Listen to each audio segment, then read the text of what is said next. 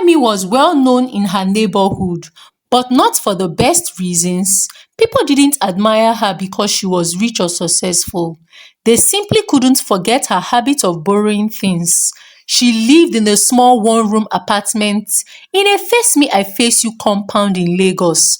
Her room was hardly big enough to contain her bed, a small plastic table, and a bag where she stuffed clothes and shoes. Whenever anyone saw Kemi walking towards their door, their first thought was, what does she want to borrow again? She had a way of smiling sweetly, twisting her words, and pretending it was just a small favor. But deep down, everyone knew she was too fond of borrowing. She would borrow a pot from one neighbor, and wrapper from another, and even a blender from someone who barely trusted her. Sometimes she returned the items, but most times she conveniently forgot, and when anyone asked, she would laugh and say, I thought it was mine oo, I forgot. This behaviour had earned her different nicknames. Some called her Boro Boro Kemi, while others teased her to her face, asking if she ever planned to buy her own things. But Kemi never seemed embarrassed. She always acted as though it was normal to live off of other people's belongings. Her best friend in the compound was Dami, a gentle and cheerful young woman. Dami often defended her, telling others not to mind Kemi, that she would change one day. But even Dami secretly worried about how far her friend's borrowing habit could go. Kemi didn't see any problem with her lifestyle. As far as she was concerned, borrowing was better than suffering. Why spend money buying something when someone else already had it and could lend it to her? She told herself life was too short to be stressing about ownership. On weekends, when there was a wedding or birthday party, Kemi was always the first to start knocking on doors, looking for shoes, wigs, handbags, or dresses. Her neighbors often sighed in frustration, but still gave her something out of pity. After all, it was better to lend to her than to have her steal. She never thought her behavior would one day bring her into serious trouble. One afternoon, Kemi stood outside her room holding a small stool she had borrowed from Mama Blessing. She had been using the stool for almost a month, and Mama Blessing finally came to collect it. Auntie Kemi, Mama Blessing said firmly, this your borrowing habit is too much oh. Every day, borrow this, borrow that. Don't you know it's not good? Kemi smiled, scratching her head. Mama Blessing, don't be angry now. You know I always return things. Return care. Did you not keep my stool for 1 month? Mama Blessing asked, shaking her head. If I didn't ask you today, you would not bring it out. One day, you would borrow something that would put you in big trouble. Kemi laughed loudly, almost dismissively. Mama Blessing, don't worry, nothing will happen. Borrowing is not a crime in Nigeria. Even federal government is owing. We are neighbors. We should help each other. Abi no be so? Mama Blessing hissed and walked away, muttering to herself. From her window, another neighbor, Funke, who was known for gossip, shouted, Mama Blessing, don't waste your breath. Kemi will never change. She has turned borrowing into a career. She busted out laughing. Other neighbors laughed. Kemi, instead of feeling ashamed and embarrassed, blew them kisses and said, jealousy is worrying you people. At least, I always look good when I go out. Borrowed or not, fine girl na fine girl. Later that evening, Dami came to her room. She sat on the bed and looked at Kemi seriously. My friend, I think you should try to change. This borrowing habit is not good. People are beginning to mock you too much. Kemi shrugged. Let them mock me. Are they feeding me? Abeg leave matter. This life is for enjoyment. If I see something nice, why should I suffer myself when I can borrow it? Dami sighed. One day, you might borrow the wrong thing oh. Please be careful. But Kemi only waved her hand and said, "You worry too much, my dear. Nothing will happen to me. Borrowing has never killed anybody. Even federal government is borrowing." However, the following weekend, there was a big wedding in the area. Everybody was talking about it. The couple was popular and guests were expected to dress glamorously.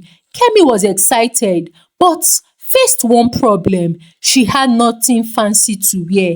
She quickly began her usual rounds. She went to borrow a shiny gold dress from her neighbor, a pair of high heels from another, and a red wine wig from a girl who lived 3 doors away. When she dressed up that Saturday morning, she looked like a completely different person. The gold dress hung her body perfectly. The red wine wig glowed under the sun, and the heels made her walk with confidence. As she stepped out, heads turned. At the wedding, Kemi behaved like a celebrity. She laughed loudly, posed for pictures, and acted as though everything she wore was her own. People admired her, and she enjoyed every bit of the attention. "Wow, Kemi, you look so expensive today oh," one of her friends said. She smiled proudly. "You know now, I don't carry last." After the party, she returned the dress and the shoe, but the red wig nko, she decided to keep it.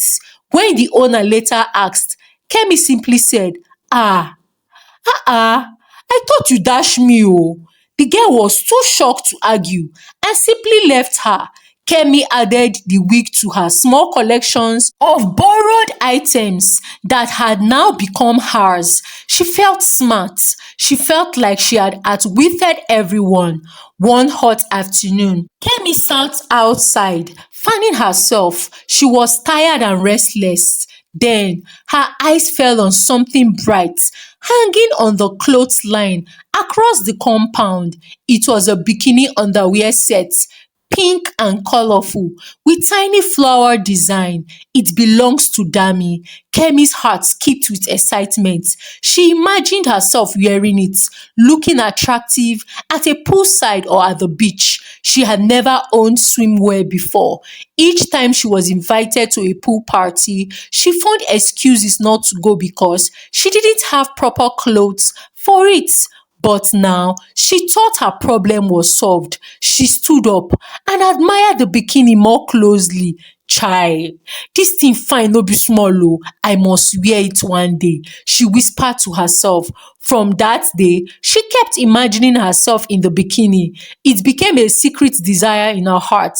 She knew Dami was generous, so borrowing it would not be a problem.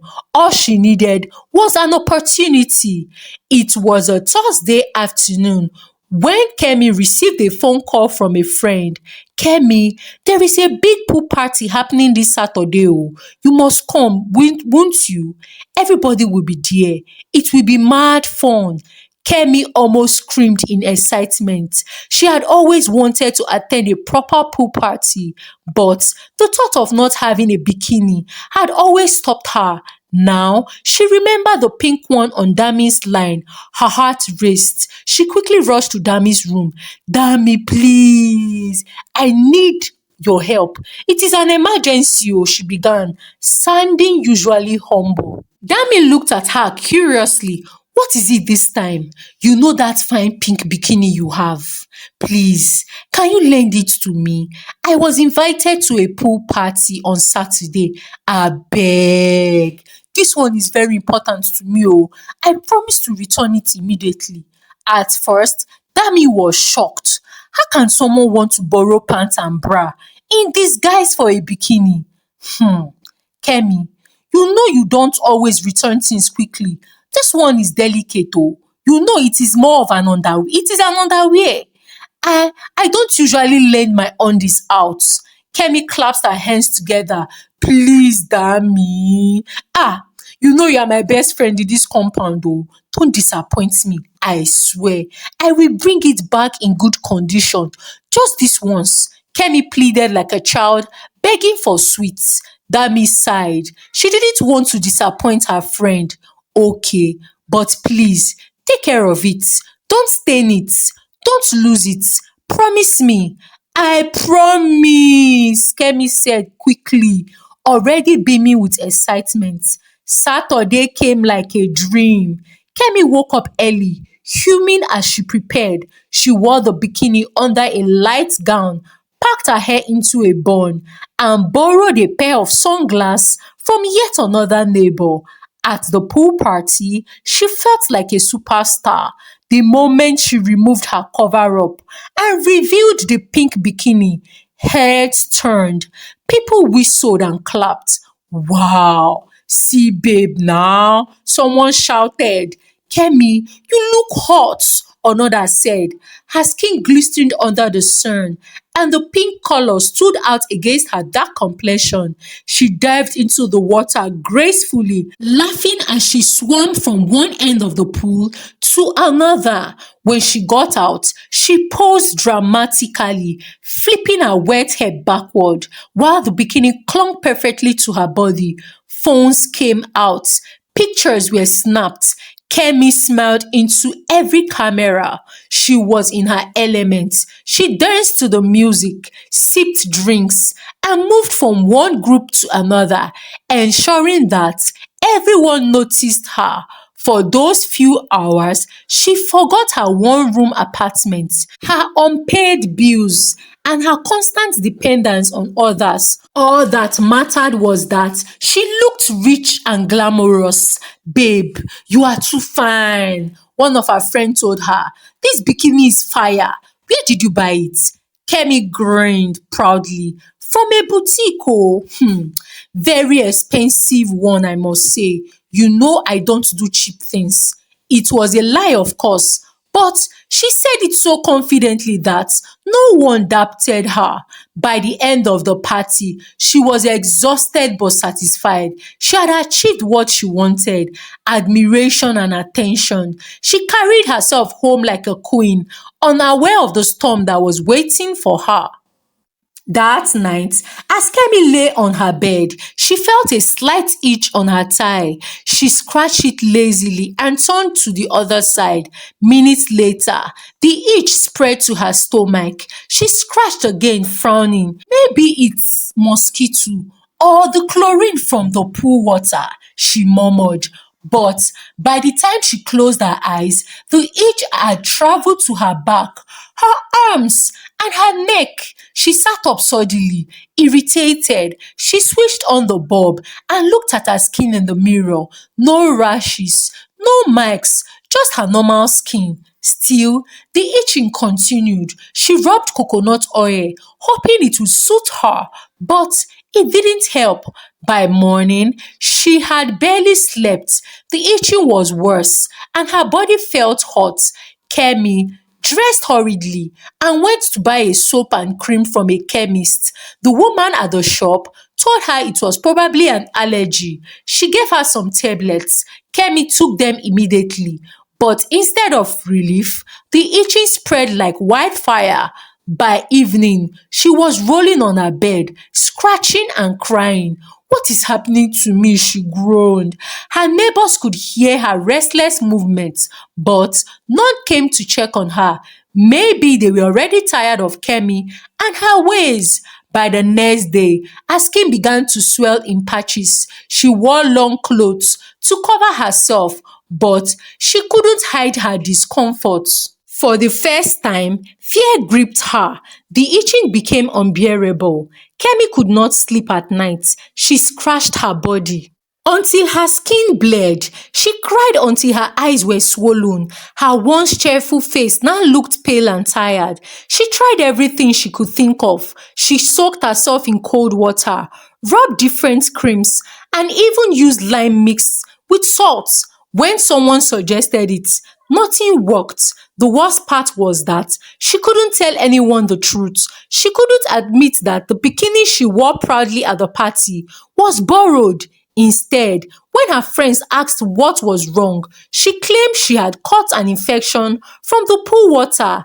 One evening, she fell to the floor weak and trembling. Her neighbor, Funke, who had been passing by, rushed in. Kemi, what is this? You look terrible.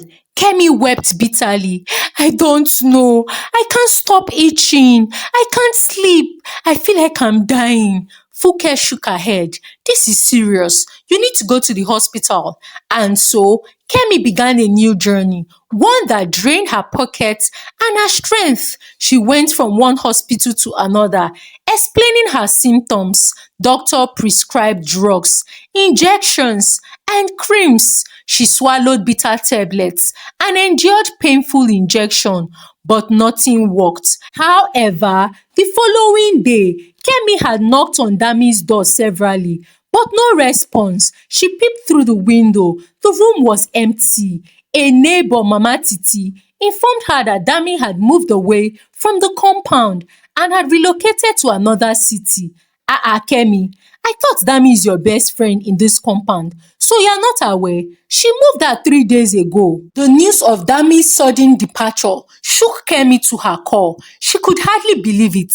Dami, her closest neighbor, her one trusted friend in the compound, had packed her things and disappeared without even telling her goodbye. She sat on her small bed, staring into space, her heart beating painfully. For days, she had been convincing herself that once she saw Dami, everything would be fine. She would explain what was happening to her body and begged for a solution. Now, that hope was gone. The neighbors did not make things easier. Word had spread that Kemi was suffering from one strange sickness. People gossiped behind her back whenever she staggered out to fetch water. Some even avoided standing near her, afraid it might be contagious. Boro Boro has met her match. She overheard one woman whisper to another, "See how she's suffering." Those words cut her deeply. She wanted to defend herself, but she had no strength. Nights were worse. The inchy tormented her like a fire ant, crawling all over her skin. She would scratch until she bled, then cry until she fell asleep from exhaustion. Her room stank of ointment and half-used medicine. Empty packets of tablets littered the floor. Every mirror she looked into showed a reflection she hardly recognized. Eyes sucking, skin rough, lips dried and cracked. Loneliness wrapped around her like a cold blanket. Dami's absence felt like betrayal, even though she thought it was really not Dami's fault. But she couldn't shake the thought. Why did she leave at the exact time I needed her the most? The hopelessness weighed heavily on her. For the first time, she realized she might actually die if she didn't find help soon. As days turned into weeks, Kemi withdrew from everyone. She stopped attending gatherings, stopped answering phone calls, and hardly stepped outside. Her once lively personality vanished. Instead of laughter and gossip, her room was filled with silence, broken only by her groans and sound of restless scratching. Even Funke, the gossiping neighbor who used to tease her, stopped visiting. The last time Funke had entered her room, she had covered her nose and said, "Kemi, you need serious help oh. This thing is beyond medicine. You better go and look for spiritual solution." After that, no one else came. It was as though the whole compound had abandoned her. Kemi, thoughts tormented her. She replayed her past habits in her mind, borrowing shoes, wigs, dresses, pots, and never returning them. She remembered how she laughed at Mama Blessing's warning. She remembered how Dami once told her that one day she might borrow the wrong thing. "Is this my punishment?" she whispered one night, tears streaming down her face. "God, is this how I'm going to die?" She stopped eating properly. Food was no longer appealing to her. She lived mostly on garri and water, too weak to cook. Her body grew thinner and frayer each day. Lying on her bed one night, she thought of her mother in the village. The image of her mother's weak face, wrinkled with kindness and worry, came to her mind. She had not spoken to her in weeks. "Maybe I should go home," she muttered. "Maybe only Mama can help now." The following morning, Kemi made up her mind. She could no longer continue wasting money on hospital bills that gave her no answer. She would return to her village and seek her mother's help. But the journey itself seemed daunting. She was weak, broken and ashamed. She had no money for even transportation. After much hesitation, she decided to swallow her small pride remaining and beg for neighbor for a loan. She knocked on Mama Blessing's door. The older woman opened slowly, her eyes scanning Kemi's fragile form. "Aunty Kemi, you again? What do you want this time?" Kemi's voice trembled. "Mama Blessing, please, I need your help. I want to go to my village to meet my mother, but I don't have transport money, please. Just this last time, lend me something. I swear I will pay you back." Mama Blessing looked at her long and hard. She remembered all the times Kemi borrowed and never returned, all the lies, all the laughter, all the pretense that she had forgotten that she had borrowed something from her. But she also saw the suffering etched into Kemi's face. She sighed and went inside, returned with a small amount of money. "Take this. It's not much, but it should get you to your village. And Kemi, may God have mercy on you. This your condition is beyond human power." Tears filled Kemi's eyes. "Thank you. God bless you." The next day, she packed a small bag and boarded a bus to the village. The long journey felt endless. By the time she arrived, she could barely walk. Her mother was in the compound when Kemi arrived. The moment she saw her daughter staggering through the gate, she dropped the broom and ran to her. "Kemi, my child, what happened to you?" she cried, hugging her tightly. Kemi burst into tears. "Mama, I am finished. I am dying." Her mother held her face and studied her carefully. She gasped when she saw the sores, the swollen patches, the tired eyes. "My God, who has done this to you?" Kemi shook her head. "I don't know. I have been to hospitals, spent all my money, but nothing worked, Mama. Please help me." Her mother led her inside the house, sat her down and gave her water to drink. Tears rolled down her cheeks as she watched her once vibrant daughter reduced to a shadow of herself. That night, after Kemi managed to eat a little food, her mother sat by her bedside. "My daughter," she said softly, "there are things medicine cannot cure. What you need now is prayer. We must see God's face." Kemi looked at her weakly. "Prayer?" Yes, her mother nodded firmly. "We would fast and pray together until God hears us. This is not ordinary sickness. It is spiritual." Kemi closed her eyes and sighed. She knew her mother was right. The next morning, Kemi's mother declared the fast. From sunrise to sunset, they would eat nothing and spend their time in prayer. So Kemi endured. The first day, she cried more from hunger than from itching. She complained endlessly. "Mama, I can't do this. I am too weak. Let me at least drink pap now." Her mother shook her head. "No, you must be strong.